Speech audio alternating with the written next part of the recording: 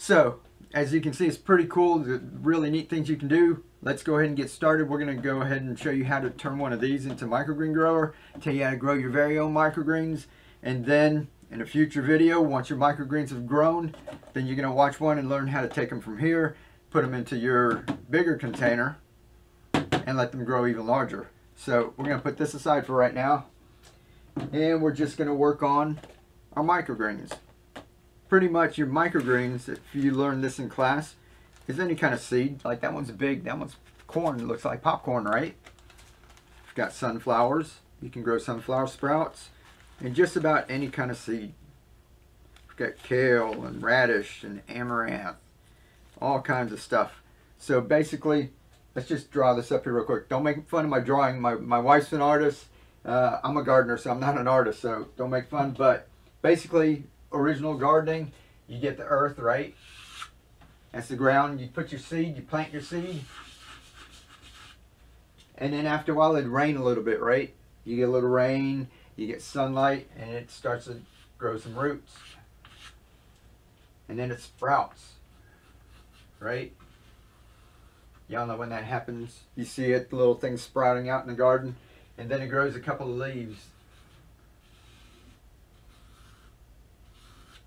And its first set of leaves are called cotyledon. And when it gets to that stage, basically that's your microgreen. That's what we have here.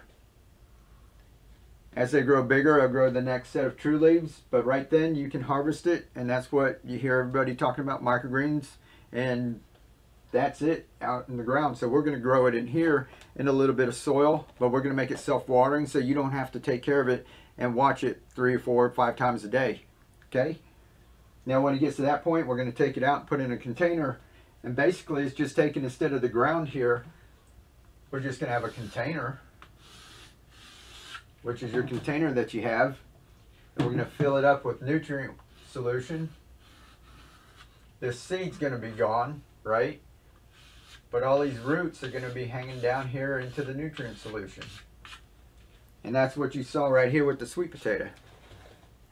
This wasn't grown from seed, but it's going to be the same basic thing.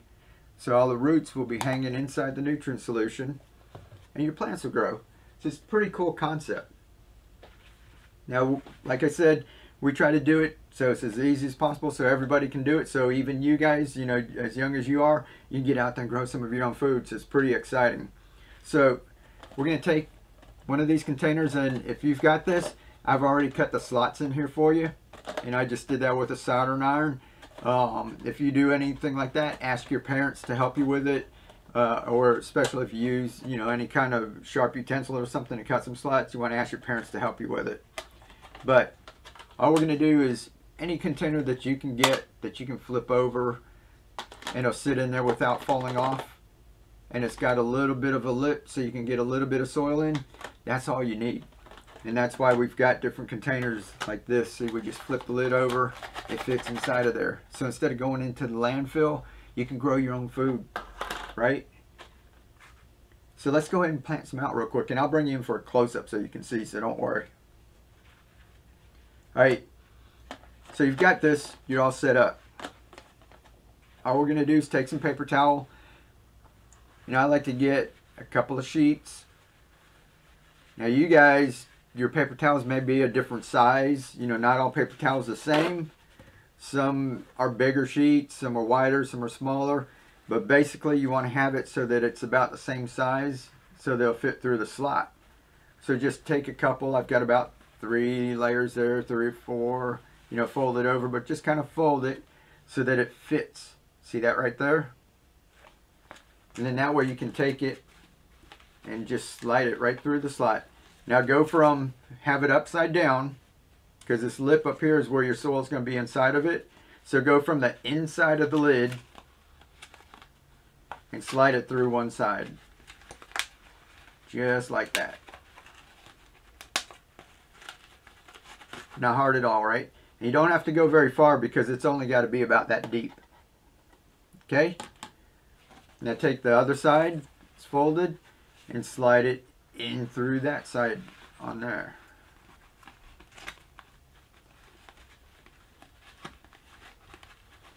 And let it come out about a good 2 to 3 inches, something like that. And what's left here, just kind of fold to both sides and flatten it out so it's a little bit bigger. Your slots, I think that I cut for you so you wouldn't have to do this. I think I made your slots a little farther apart so you might not have to fold it like that. Just push it down, right? Now you see that? So this used to be the top, the outside, right? That's the inside. This is where we're going to be growing this stuff. Now we'll get the container and see how it fit right on top of there. Now all we'll do is plain water. Don't worry about your nutrients or anything right now. For the microgreens, we're just going to use water. And just fill that up.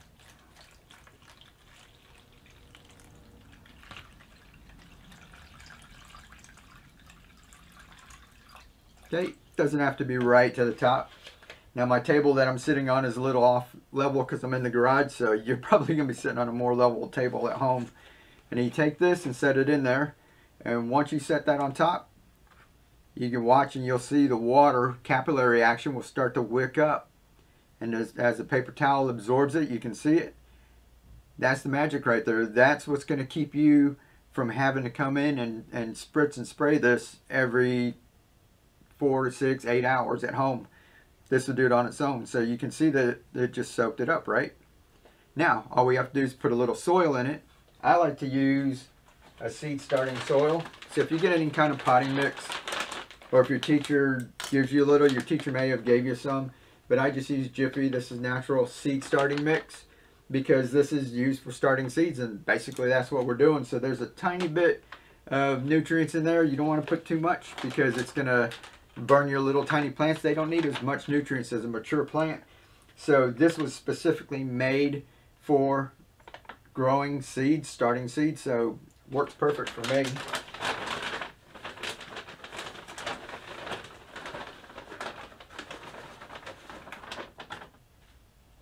And we're going to just take it, and if there's any real big clumps, kind of want to just break those clumps up.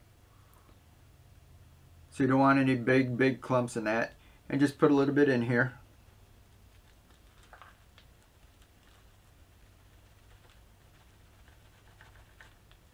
Now spread it around a little.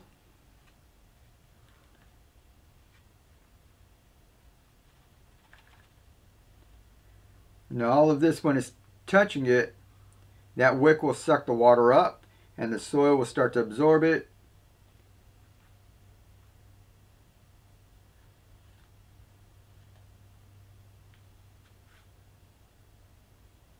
And it'll keep it nice and moist for your seeds to start. Now you can let that sit for a little while and the moisture will start to absorb into the soil. If you're in a real hurry, if you've got a little spray bottle, or ask your mom or dad if they've got one sitting around, or if you can go get one at the dollar store. They're only $1. But if you guys have a little spritz bottle, you can go. It's just plain water. And you don't want to wait for it to soak up all that water. Just kind of spray it.